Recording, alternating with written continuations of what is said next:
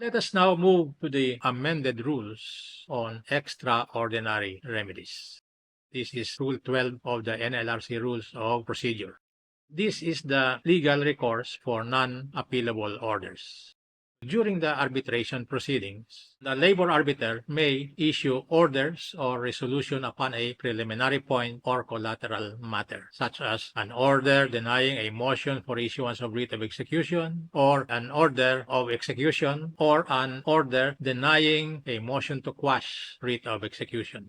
These orders are not appealable. The remedy for such order or resolution is a petition for annulment of the order or resolution under Rule 12 of the 2011 NLRC Rules of Procedure. The petition may contain an application for temporary restraining order or injunction.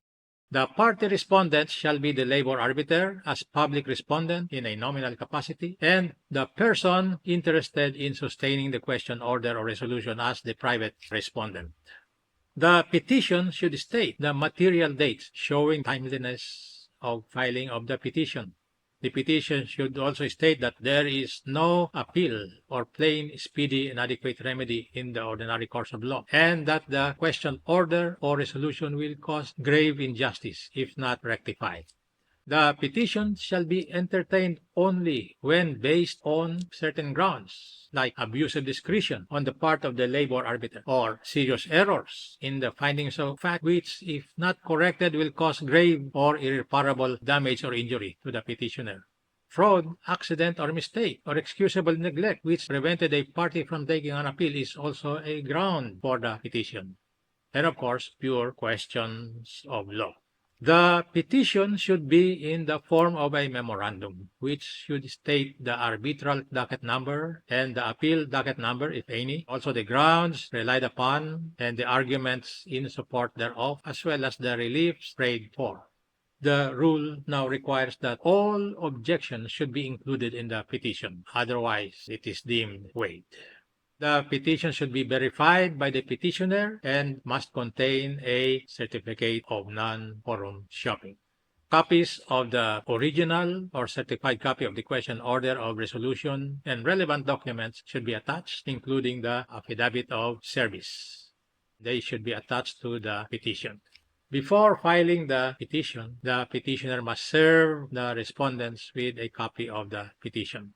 The petition shall be filed with the NLRC in 3 copies, not later than 10 days from receipt of the order or resolution. Now, if the last day for filing the petition falls on a Saturday, Sunday, or non-working holiday, the petition can be filed on the first working days following such Saturday, Sunday, or non-working holiday.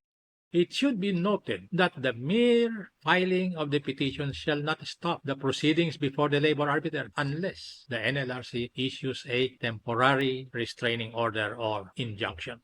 If the matter pertains to execution, money collected or garnished shall not be released, and property levied shall not be sold by public auction within 15 calendar days from filing of the petition.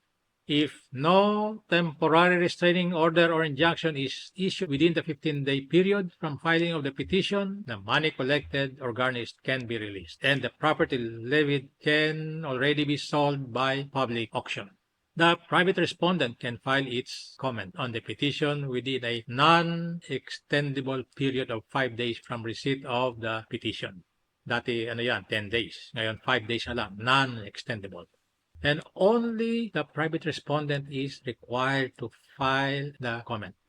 Failure to file a comment within the said period shall be construed as waiver of the right to file the same.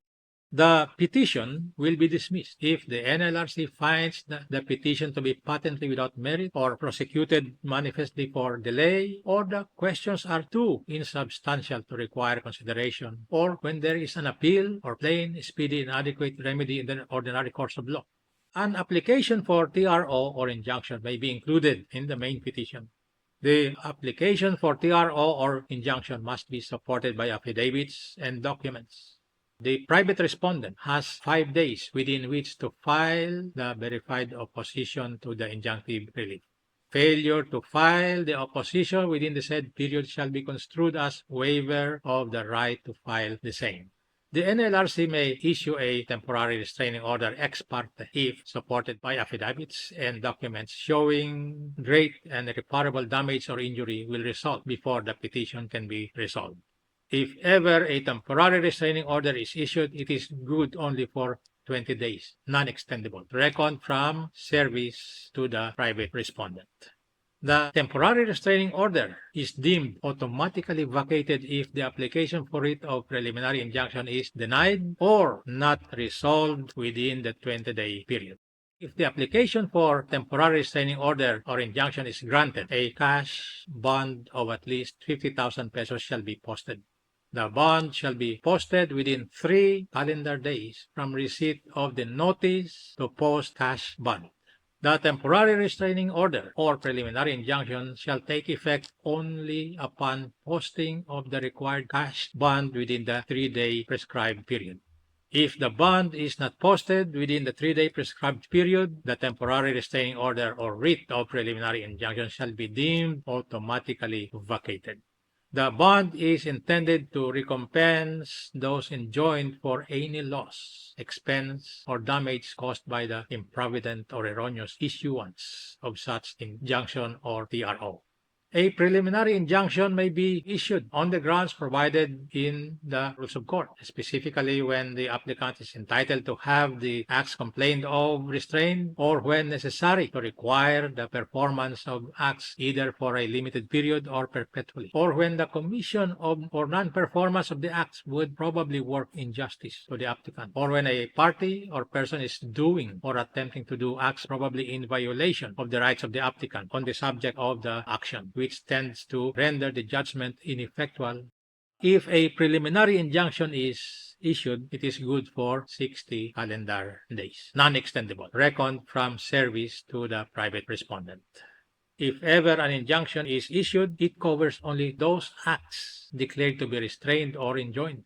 It does not suspend the proceedings before the labor arbiter or stay the implementation of the writ of execution on matters not covered by the injunction or TRO. What are the amendments introduced by Resolution number 1-24? Under the amended rules, the petition must include all objections available at the time of filing. Objections not so included are deemed waived. This is a new provision. Another amendment is that the rules now require an affidavit of service to the public and private respondent.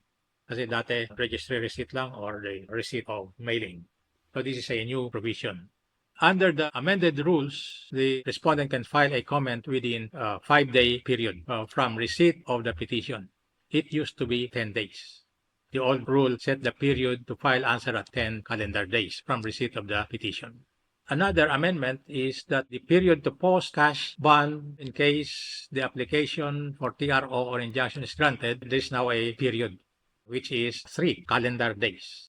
The period to post cash bond is within 3 calendar days, reckoned from the receipt of the notice to post a bond. This is a new provision. The amended rules now provide that the TRO or injunction shall become effective only upon posting of the required cash bond within 3 calendar days from receipt. Again, this is a new provision. There was no period under the old rule. Under the amended rules, should the petitioner fail to post the bond within the prescribed period, the temporary restraining order or writ of injunction shall be deemed automatically vacated. Again, this is a new provision. Under the amended rules, the temporary restraining order or writ of injunction shall be released only upon presentation of proof of payment of the required cash bond, and as far as practicable shall be served on the parties through personal service. Under the amended rules, the temporary restraining order is deemed automatically vacated if the application for issuance of a writ of preliminary injunction is denied or not resolved within 20 calendar days. The amended rules now contain a provision on frivolous, dilatory, and multiple petitions under pain of contempt on the part of the erring party. Again, a new provision. Under the amended rules, execution proceedings, including the release of money collected or garnished and the sale of levied personal properties, shall continue notwithstanding the pendency of a motion for reconsideration. So, the motion for reconsideration does not stay the execution proceedings.